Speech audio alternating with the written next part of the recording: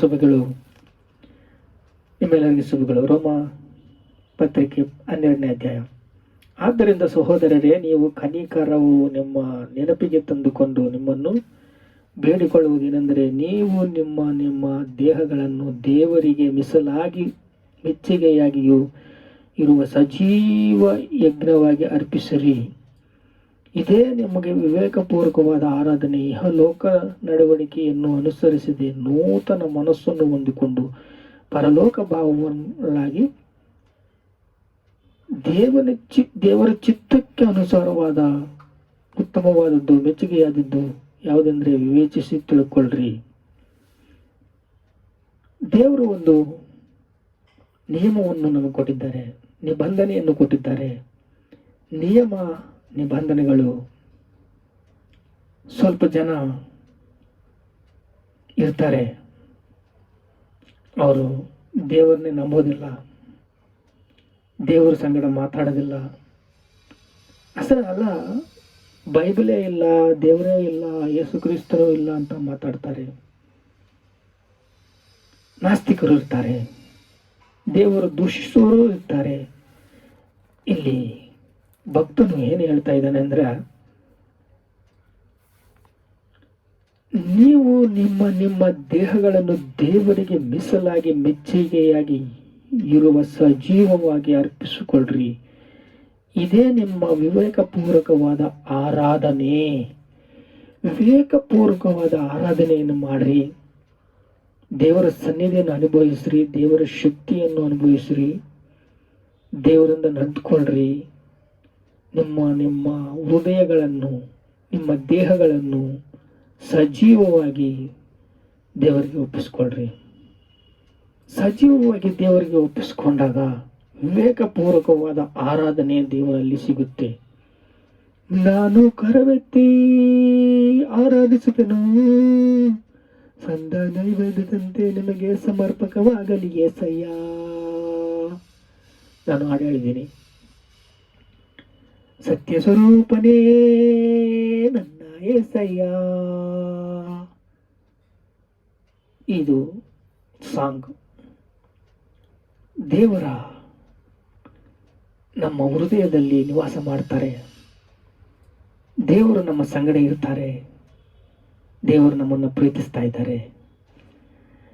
ನೋಡ್ರಿ, ಮೀಸಲಾಗಿ ಮೆಚ್ಚುಗೆಯಾಗಿ ನಿಮ್ಮ ದೇಹಗಳನ್ನು ದೇವರಿಗೆ ಮೀಸಲಾಗಿಯೂ ಮೆಚ್ಚುಗೆಯಾಗಿಯೂ ಇರುವ ಸಜೀವ ಯಜ್ಞದಿಂದ ಅರ್ಪಿಸಿಕೊಳ್ಳ್ರಿ. ಸಜೀವ ಯಜ್ಞ. ಈ ಹೃದಯವನ್ನು ನೀವು ಸಜೀವ ಯಜ್ಞವಾಗಿ ದೇವರಿಗೆ ಒಪ್ಪಿಸ್ಕೊಂಡ್ರೆ ವಿವೇಕಪೂರ್ವಕವಾದ ಆರಾಧನೆ ನಡೆಯುತ್ತಂತೆ. ನೋಡ್ರಿ, ಇಲ್ಲಿ ರೋಮ 10:10 ಏನು ಬರೆದಿದೆ ಅಂದರೆ, ಬಾಯಿಂದ ಆಯ್ಕೆ ಮಾಡಿಕೊಂಡು ದೇವರ ಆತ್ಮವನ್ನು ಸತ್ತವರೊಂದಿಗೆ ಎಬ್ಬಿಸಿದನು ಅಂತಂದು ಹೃದಯಪೂರ್ವಕವಾಗಿ ನೀನು ನಂಬಿದರೆ ರಕ್ಷಣೆ ದೊರೆಯುವುದು.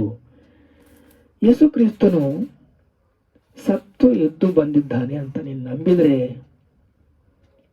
ಯೇಸು ಕ್ರಿಸ್ತನು ನಮಗೋಸ್ಕರ ಪ್ರಾಣ ಕೊಟ್ಟಿದ್ದಾನೆ ಅಂತ ನೀನು ನಂಬಿದರೆ, ಯೇಸು ಕ್ರಿಸ್ತನು ಸಜೀವವಾಗಿ ಪುನರುತ್ಥಾನ ದಿನವೊಂದು ಭಾನುವಾರ ಎದ್ದು ಬಂದಿದ್ದಾನೆ ಅಂತ ನೀನು ನಂಬಿದರೆ,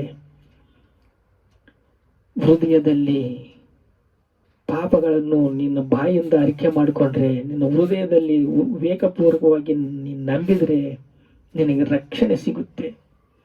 ವಾಹ್, ಸಲ್ವೇಷನ್! ಎಷ್ಟು ದೇವರು ನಮ್ಮನ್ನು ಪ್ರೀತಿಸ್ತಾ ಇದ್ದಾರೆ ನೋಡ್ರಿ.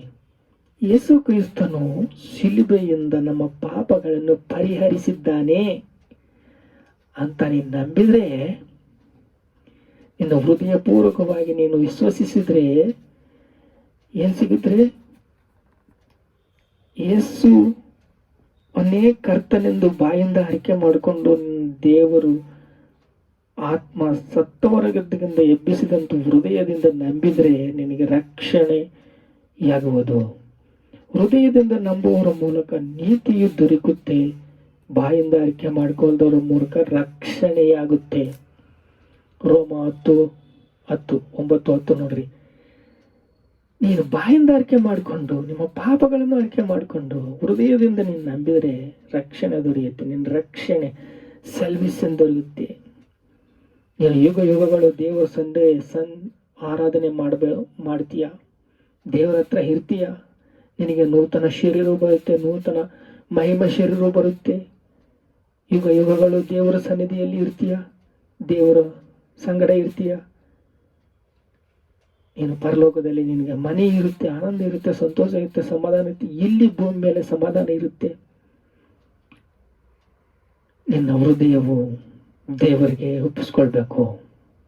ನಿನ್ನ ಹೃದಯದಲ್ಲಿ ದೇವರು ನಿವಾಸ ಮಾಡ್ತಾರೆ. ನಿನ್ನ ಹೃದಯದಲ್ಲಿ ದೇವರನ್ನ ಆರಾಧಿಸ್ಬೇಕು, ದೇವರನ್ನ ಸ್ತುತಿಸ್ಬೇಕು. ನೋಡ್ರಿ 12 ಗ್ರೀಕನು ಹೆಚ್ಚು ಕಡಿಮೆ ಏನು ಇಲ್ಲ, ಎಲ್ಲರಿಗೂ ಒಬ್ಬ ಕರ್ತ. ಆತನು ತನ್ನ ನಾಮವನ್ನು ಹೇಳಿಕೊಳ್ಳುವವರಾಗಿ ಹೇರಳವಾಗಿ ಹೇಳಿಕೊಂಡವನಿಗೆ ಕರ್ತನಾಮದಲ್ಲಿ ಹೇಳಿಕೊಳ್ಳುವವರಿಗೆ ರಕ್ಷಣೆ ಎಂದು ಸಿಗುತ್ತೆ. ನಿಮಗೆ ರಕ್ಷಣೆ ಸಿಗುತ್ತದೆ. ನಿಮಗೆ ರಕ್ಷಣೆ ಇಂದಿನ ದಿವಸ, ನಿಮಗೆ ರಕ್ಷಣೆ. ಯೇಸು ಕ್ರಿಸ್ತ ನಾಮವನ್ನು ಅರಿಕೆ ಮಾಡಿಕೊಂಡ್ರೆ, ಯೇಸು ಕ್ರಿಸ್ತ ನಾಮದಿಂದ ನಿಮ್ಮ ಪಾಪಗಳ ಅರಿಕೆ ಮಾಡಿಕೊಂಡ್ರೆ ನಿಮಗೆ ರಕ್ಷಣೆ ದೊರೆಯುತ್ತೆ. ನಿಮ್ಮ ಹೃದಯದಲ್ಲಿ ನಂಬಿದರೆ ನಿಮಗೆ ರಕ್ಷಣೆ ದೊರೆಯುತ್ತೆ, ಆನಂದ ದೊರೆಯುತ್ತೆ, ಸಂತೋಷ ದೊರೆಯುತ್ತೆ, ಸಮಾಧಾನ ದೊರೆಯುತ್ತೆ. ನೀವು ಕೃಪೆಯಿಂದ ಕೃಪೆಗೆ ಹೋಗ್ತೀರಾ. ಸಂತೋಷ ಸಮಾಧಾನದಿಂದ ಹೃದಯದಿಂದ ಆನಂದ ಇರುತ್ತೆ. ಪ್ರಾರ್ಥನೆ ಮಾಡ್ಕೊಳ್ಳೋಣ. ತಂದೆ, ನಿಮಗೆ ಸ್ತೋತ್ರ ಸ್ತೋತ್ರ. ಏಸಪ್ಪ, ನಮ್ಮನ್ನು ಪ್ರೀತಿಸ್ತಾ ಇದೀಯಾ, ಕೃಪೆಯಿಂದ ಕೃಪೆಗೆ ನಮ್ಮನ್ನು ನಡೆಸ್ತಾ ಇದೀಯಾ, ಪ್ರಾಣದಿಂದ ನಮ್ಮನ್ನು ಪ್ರೀತಿಸ್ತಾ ಇದೀಯಾ, ನಮಗೋಸ್ಕರ ಪ್ರಾಣವನ್ನೇ ಕೊಟ್ಟು ಬಿಟ್ಟಿದೀಯಾ. ಒಬ್ಬನು ನೀತಿಮಂತನೂ ಇಲ್ಲಪ್ಪ, ಎಲ್ಲರೂ ದಾರಿ ತಪ್ಪಿದ್ದಾರೆ. ಅವರ ಬಾಯಿಂದ ಪಾಪಿಗಳನ್ನು ಅರ್ಕ ಮಾಡಿಕೊಂಡ್ರೆ ರಕ್ಷಣೆ ದೊರೆಯುತ್ತೆ. ಹೃದಯದಲ್ಲಿ ಯೇಸು ಕ್ರಿಸ್ತನೆಂದು ನಂಬಿದರೆ ರಕ್ಷಣೆ ದೊರೆಯುತ್ತೆ, ಸಂತೋಷ ದೊರೆಯುತ್ತೆ, ಸಮಾಧಾನ ದೊರೆಯುತ್ತೆ. ಕೃಪೆ ಕೊಟ್ಟಿಯಪ್ಪ, ನಿನಗೆ ಸ್ತೋತ್ರ ಸ್ತೋತ್ರ ಸ್ತೋತ್ರ. ಘನತೆ ಮಹಿಮೆ ಪ್ರಭಾವಗಳು ನಿಮಗೆ ಕೊಡ್ತಾ ಇದ್ದೀವಿ ತಂದೆ. ಆಮೇನ್.